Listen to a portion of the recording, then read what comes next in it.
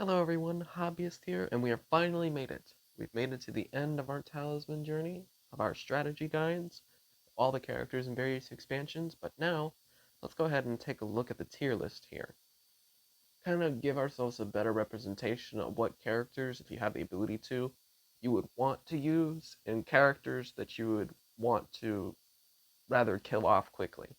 Now, the basis that I'm going to be going off of when it comes to judging each of these individual characters is that I'm going to be going based on a presumed assumption that you're playing with every single expansion inside of the realms of Talisman.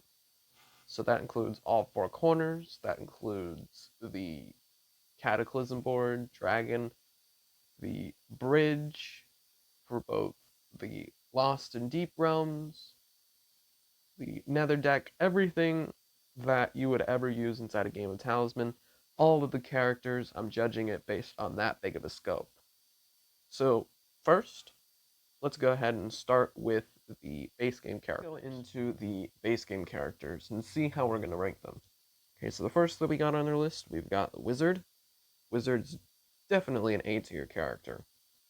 Not quite S because he's not like super powerful in all expansions, but I think his ability to always have one spell in his hand, the fact that he starts with two spells, makes him still a pretty solid character choice, even when you add the complexities of the various corners and the NPC challenges. He's got a good fate, so he'll be able to handle the NPC challenges pretty well. So I think that he's definitely a solid choice when it comes to picking him out. Now, when we go to the Warrior, Warrior's great in battle, but he's not too great in psychic combat. He benefits the most if you have the city expansion because you can access various assortment of weapons. Honestly, he's not quite A tier, but for right now, with just ranking the base game characters, I'm just going to put him in B tier. Troll is probably going to go in the same category. He's definitely the strongest in the game, but suffers psychically. There's just a lot of too many outside variables when you're including all expansions and you're looking at it from an all expansion viewpoint to where he's not very versatile in what he is able to do to kind of counteract or adapt to the various challenges. Prophetess, though, she is S tier, regardless. Her ability says adventure cards when it comes to swapping them, but the adventure cards are also including the tunnel deck, the bridge deck. It also includes the city deck, the Highland deck, the Woodland deck, and the dungeon deck, all of which can be replaced using her ability. The only ability to where that doesn't work is if she's trying to use it against the Harbinger cards or the Dragon decks. That's the only time it doesn't work. But other than that, she controls way more than any of the other characters on this list. And the fact that she has this ability to cycle spells and she can look at other people's spells to anticipate what they can do, honestly, she's still just a very solid character choice, even in an all expansion game of Talisman. Sorceress, on the other hand, I don't think she's that good, in all honesty. I might put her in C tier for now, but just judging it off the other characters, I might even drop it to D tier a little bit later on. Now we got the dwarf. Excuse me, we've got the ghoul who's right next. And honestly, I put him in D tier. You know what? I might even drop the sorceress down to D tier as well.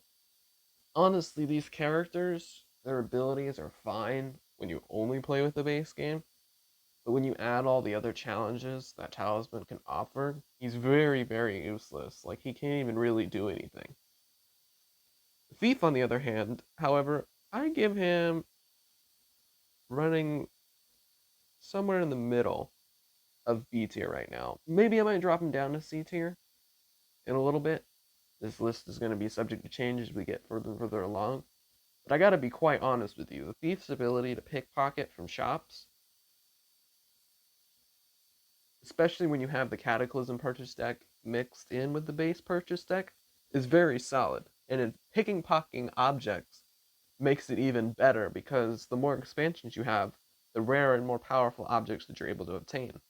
And then, of course, like for example, if you made it all the way and beat the Lord Darkness and you got one of his value 10 treasures, then you might be able to steal it off that player when you get to them, to where you don't have to do the work to fight him in order to be able to take the treasure for yourself. You can just piggyback off of other players and kind of just move forward from there. It's pretty good.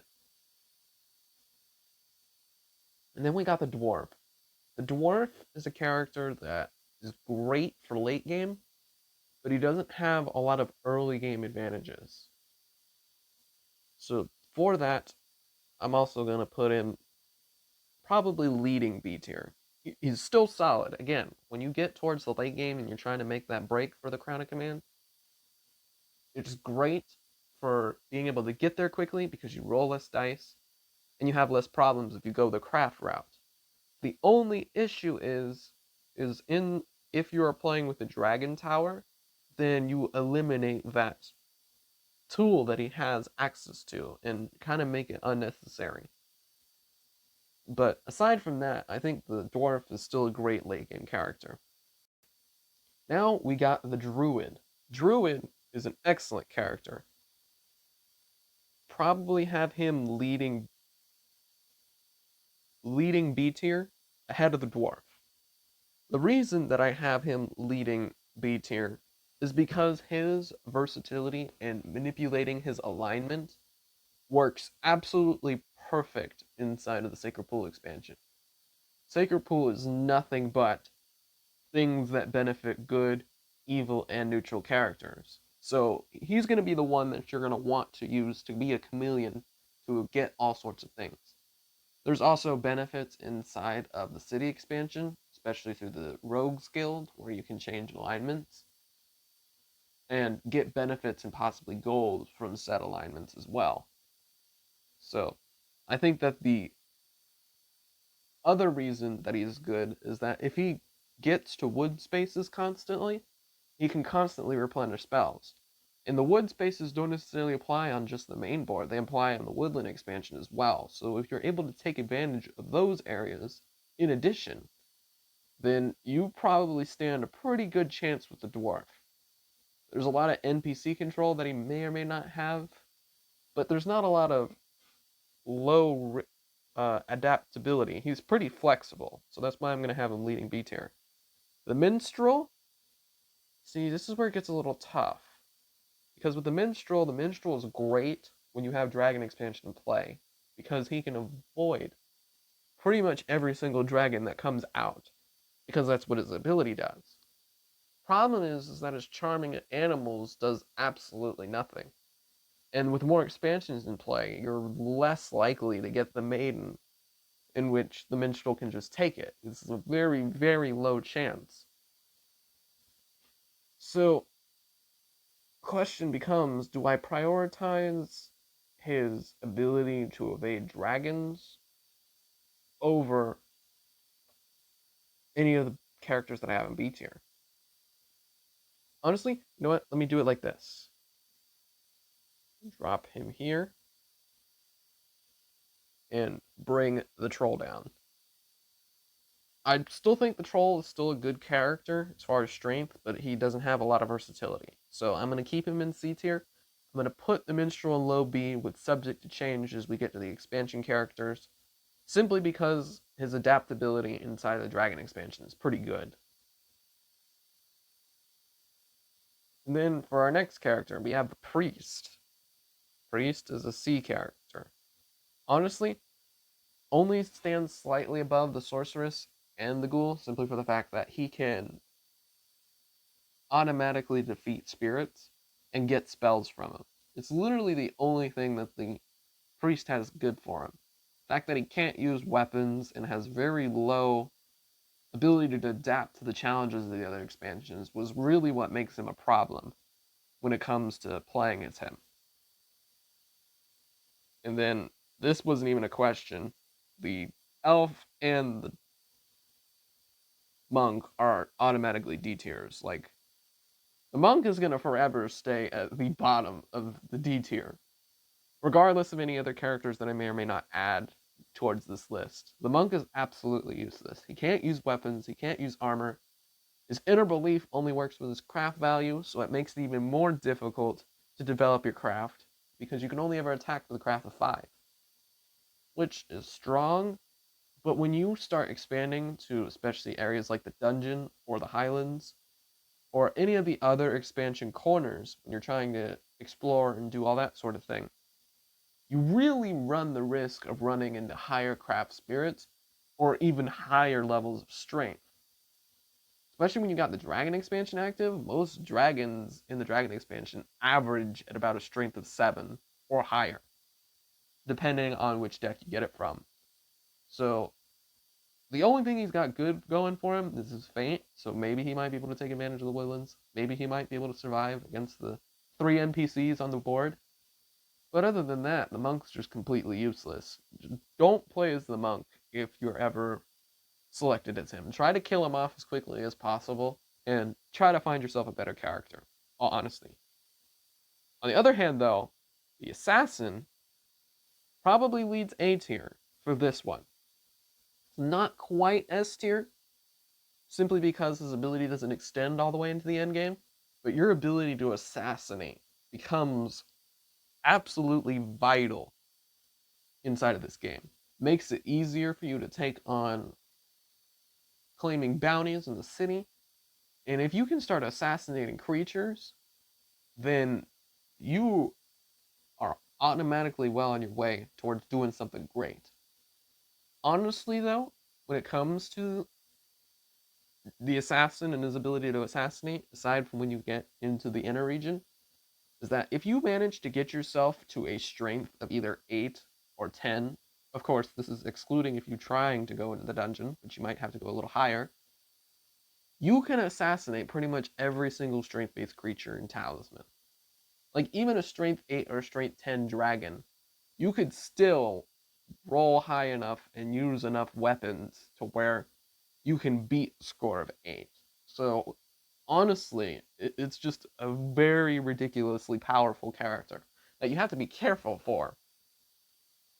So, the Assassin's definitely an A tier. But this is what my list is looking like so far for just the base game characters, where they all sit and where they all mesh in regards to their adaptability and their playstyle inside of the scopes of Talisman, if you're including all expansions at the same time. Now I'm going to go on to the Harbinger characters. The site reset, so that's why it's all shuffled back up again.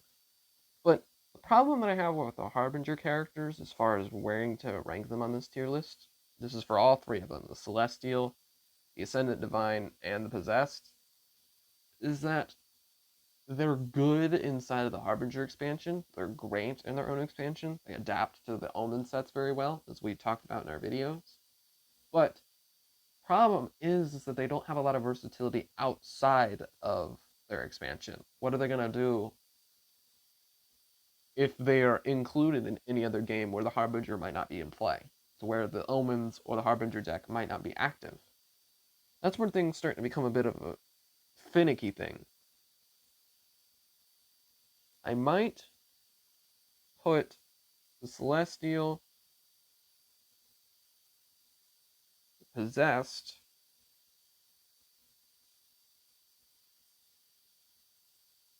in C tier.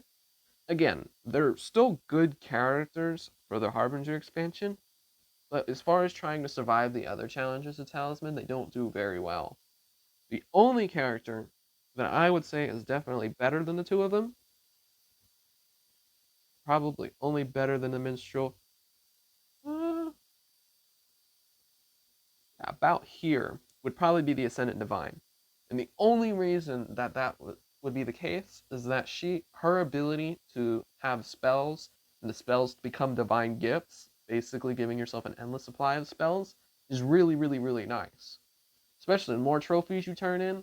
I mean, let's just face it, more expansions you have, more that you add to the game, the more enemy types, and the more enemies in general that you're going to find in order to get those trophy conversions, in order to get divine gifts, and then you can turn some of those divine gifts into spells. She's really, really good. Probably one of the best spell cyclers in Talisman, so long as you have enemies to beat. But that's also the other risk with the Ascendant Divine, is that she's great when there's plenty of enemies to beat and she can turn in trophies. But if the enemies are too strong, or if they're too high in craft, then it might make it seem impossible to get through. So that's why I have her in B tier. She's definitely better than the Celestial in the Possessed, as far as adapting to the remaining challenges inside of Talisman. But that's honestly just how I feel about the Harbinger characters in general. They're all great inside the Harbinger expansion and adapting to the omens, but there's very little, if any, wiggle room when it comes to adapting to the rest of Talisman. So now I'm going to go to the 3-set expansion that's NPC focused. I'm going to be going to the Blood Moon expansion. Blood Moon characters, honestly, if you're thinking from a large scale,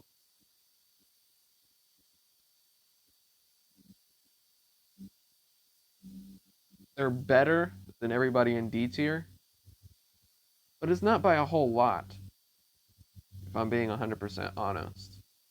Like the Grave Robber, it's nice to be able to dig 8 cards from the graveyard, but with the challenges that Cataclysm and Firelands bring, where the terrain might change, especially since there's also an Harbinger card that will change the graveyard into something else, you really run out of options very quickly. If any loose cards pull up, there's just too many variables to think about.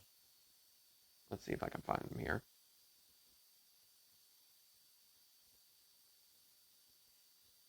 This is honestly how I feel about the rest of the Blood Moon characters. They're all great as far as being better than everyone in D tier, but they're not that great anywhere else. They're really not.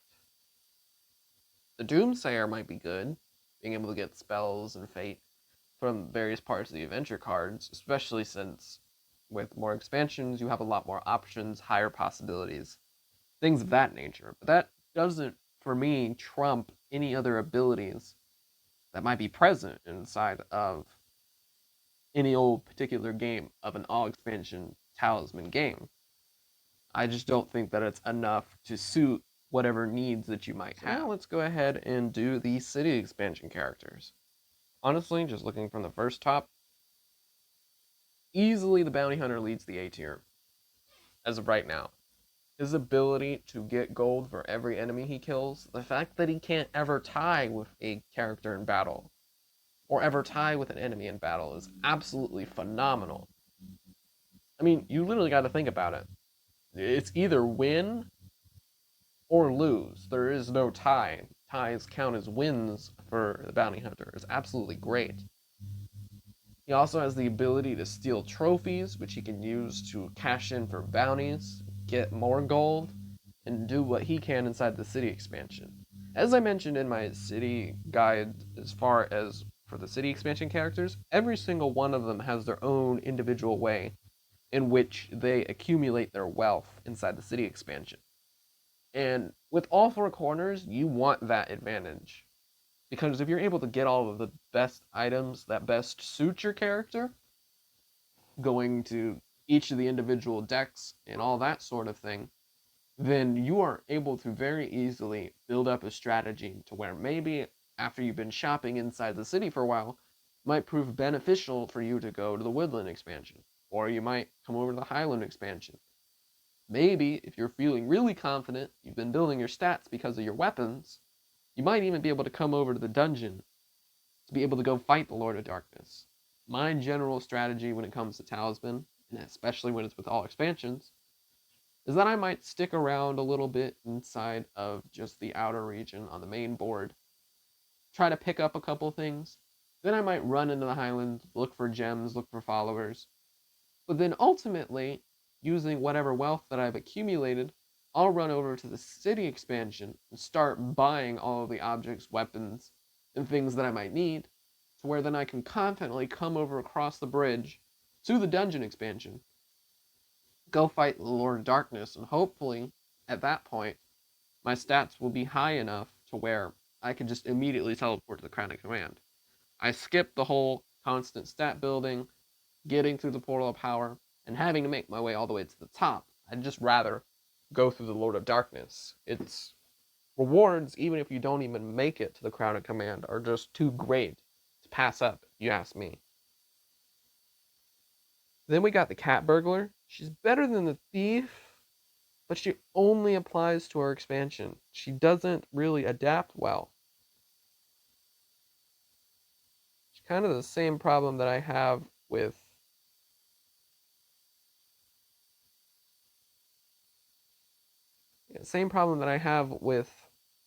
the Harbinger characters. Her ability to pickpocket inside of the city, able to get the stuff that she can out of burgling from shops, could be nice, but you need the craft to be high enough in order to successfully do it. If you can't get stuff from the city, you're kind of screwed. I mean, you really can't do anything else. You're not a spell cycler. You don't have a way to easily gain strength or gain craft. It just kind of sucks, if I'm going to be completely honest with you. The Elementalist, probably going to lead C tier for right now. Simply because of the fact that the Elementalist's ability to switch between strength and craft could be really nice. It honestly really can. If you know when you think you're going to be able to play it, when you're going to be able to flip at the beginning of every turn, it could prove beneficial to you. You could prove adept in battling with strength or with psychic combat. But the only problem is that whatever you're investing in, you're sacrificing the other, which can be a problem in other expansions. It could be a problem with things that are outside of your control. He doesn't have a lot of control when it comes to everything else that can happen with the various decks and all that sort of thing. So he's still solid, but I wouldn't put him as far as like super adaptable when it comes to the city characters and measuring them up against the other Talisman characters in this tier list. So the Spy probably put him right beside the Assassin in A tier. Honestly, the Spy, with all expansions, has the most information in Talisman, period. Because every single deck that exists in this game is able to be looked at by the Spy, at least once during its turn. He can look at all the decks in the four corners, any of the decks that are covered up in the city, spells, any of the bridge decks, in the destinies. He can look at the relics. The Spy has a huge amount of options. In fact, with his playstyle, the more expansions you have, the more decks that are having to be drawn, the better the Spy has at being able to anticipate what could be coming next and how he can adapt accordingly. Also, his ability to shadow other players is greater with more expansions. You gotta think that aside from doing it from the outer and middle regions of the regular board, he's also got all of the strip inside of any of the four corners, on the bridge. I'm not even sure if his shadowing ability even extends to the inner region, but if it does, then it makes it even better. Spy has the best mobility and the best intel gathering in order to help him adapt to what cards he should and shouldn't be pulling.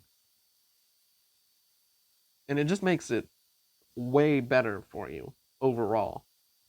So the Spy is definitely an A tier character. Not as good as the assassin, simply because the assassin's assassination ability is just significantly more potent. But his ability to gather information is still pretty good regardless. When it comes to the Tinkerer and the Tavern Maid, I kind of got him close, but not too far close. Tinkerer is a B tier simply because his automated followers, he gains a huge plethora of objects to choose from at the beginning of the game, because you got to think, you're including the purchase deck from the base game, and you're including the Cataclysm purchase deck, so it has all of those objects to pick from. And as you add more expansions, you're going to have more objects, and the more objects that you're able to add to a game, the more automated followers that the Tinkerer is able to have in order to use to change whatever cards that he may need. So honestly, when it comes to the Tinkerer, the more expansions the better, but when it comes to his physical strength and prowess when it comes to fighting enemies, it's significantly hindered. Hence why I have him almost in C tier, but definitely better than the rest of the crowd, just because, again, it's that versatility, the number of objects that he can turn into followers, which can open the doors for a lot of various possibilities for him. And then when it comes to the Tavern Maid, she's got a great way of accumulating gold. She starts with potions, which is nice. But, like, when you're on the Cataclysm board, you lose your ability to control the Tavern, because the Tavern is now controlled by denizens in Cataclysm. So that ability is no longer useful.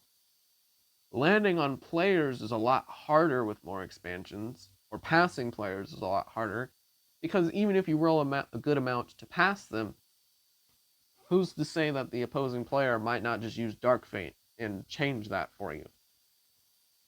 So there's other variables that make her better, but not by a whole lot. In fact, I probably might even pull her back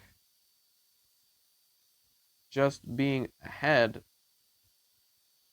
of the Cat Burglar, like such, just from where my standings are. And I believe this is all 6 of the city expansion characters and where I would rank them in regards to the overall look of the tier. I'm going to do the Highland characters. Not even close. Right now, Alchemist leads S tier. Bro, the Alchemist is absolutely busted with the city expansion. Because just to give you some math of how ridiculously fast he can accumulate gold, you already start the game with 5 gold with the Alchemist.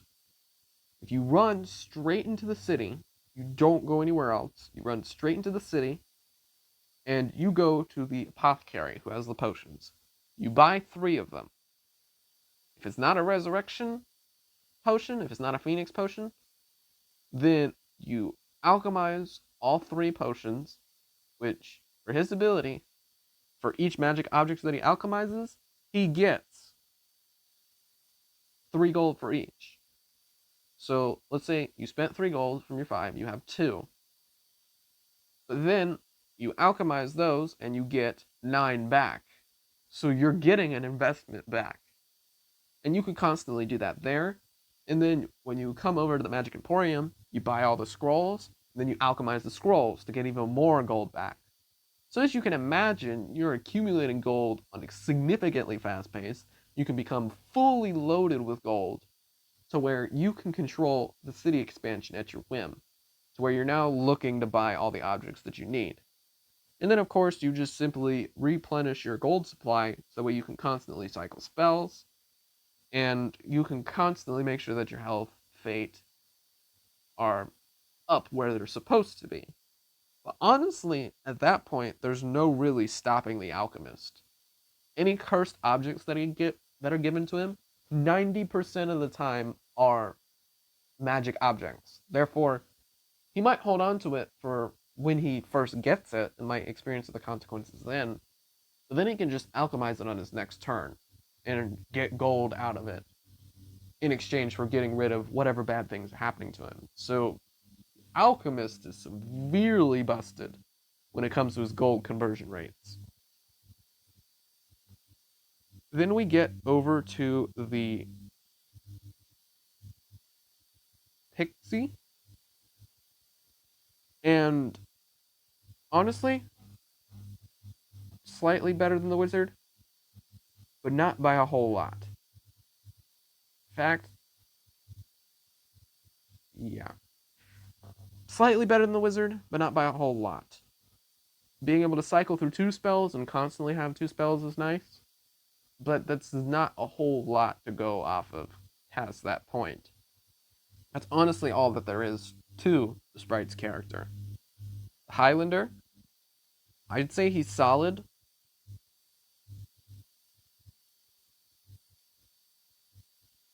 Leading C. Simply because his ability to charge, and he is the physically strongest character in the Highlands, is nice.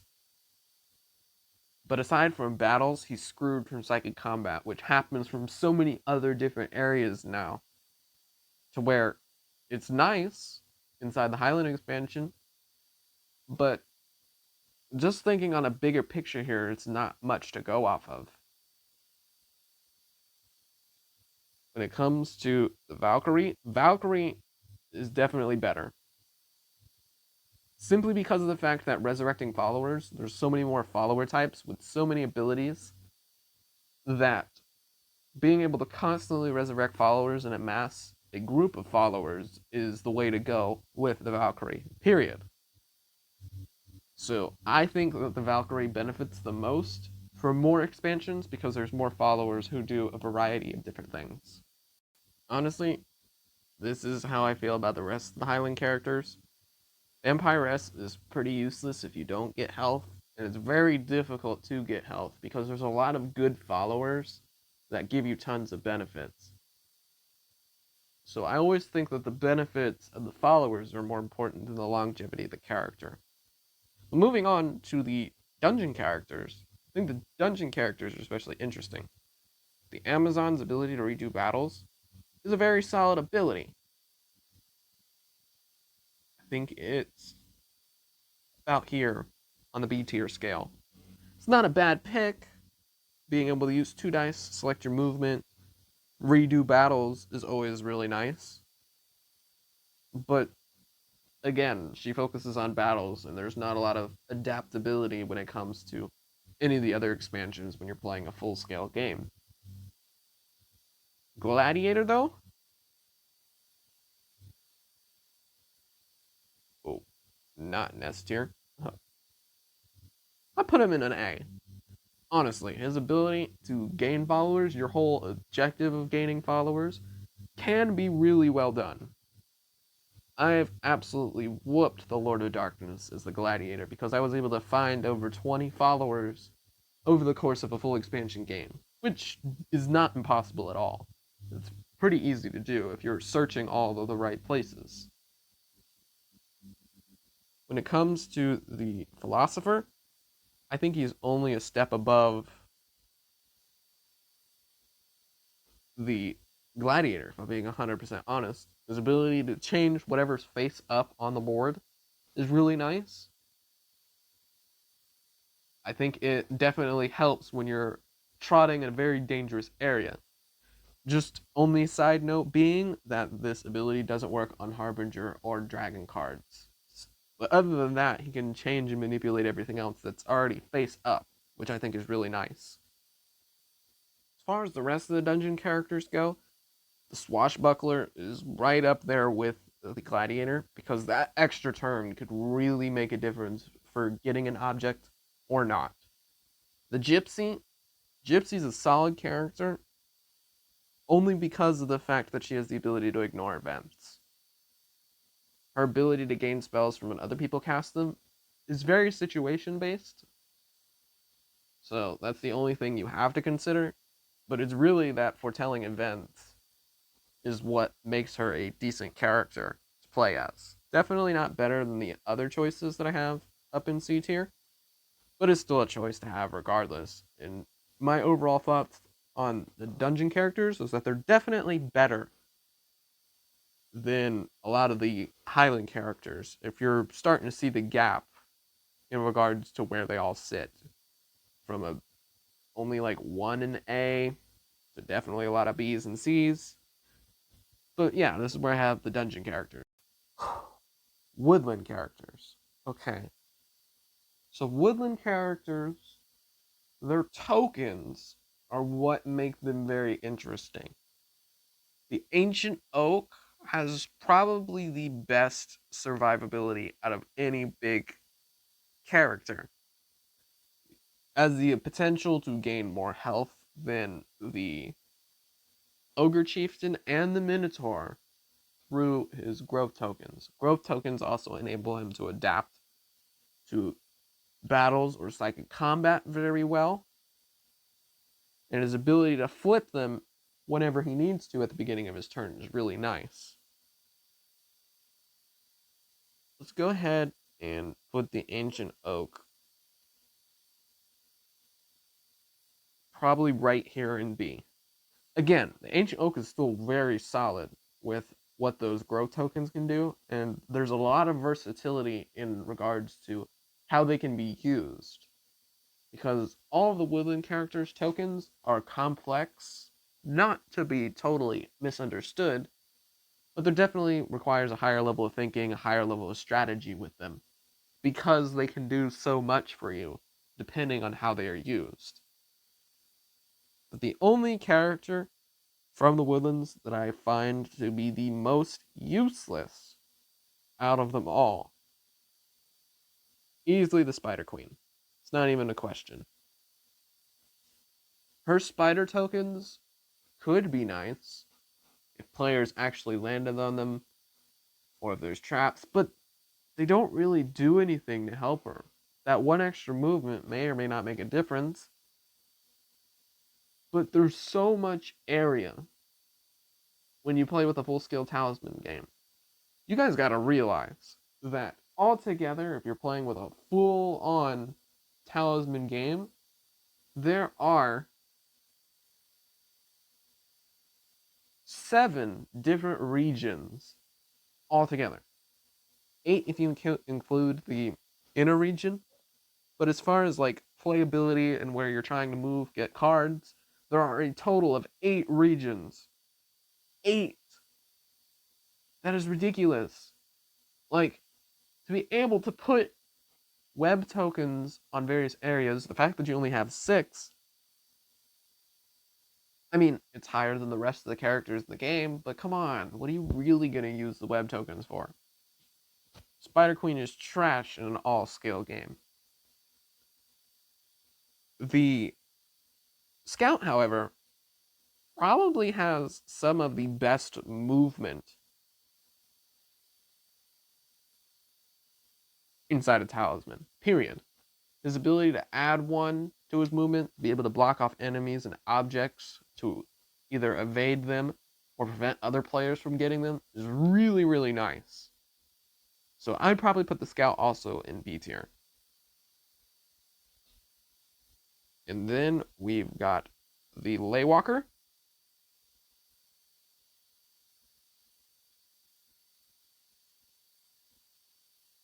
Easily the best magic person inside of the Woodlands and probably one of the best spellcasters in the game.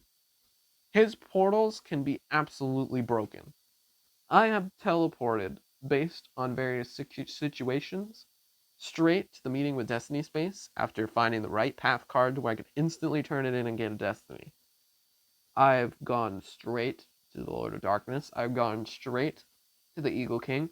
I've gone to any shop that I wanted to, or any space that I wanted to, because of where I placed my portal tokens.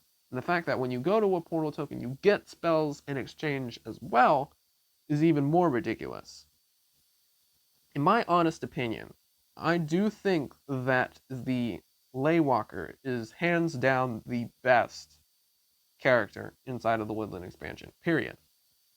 And has so much mobility that it's absolutely ridiculous. And then we got the Totem Warrior.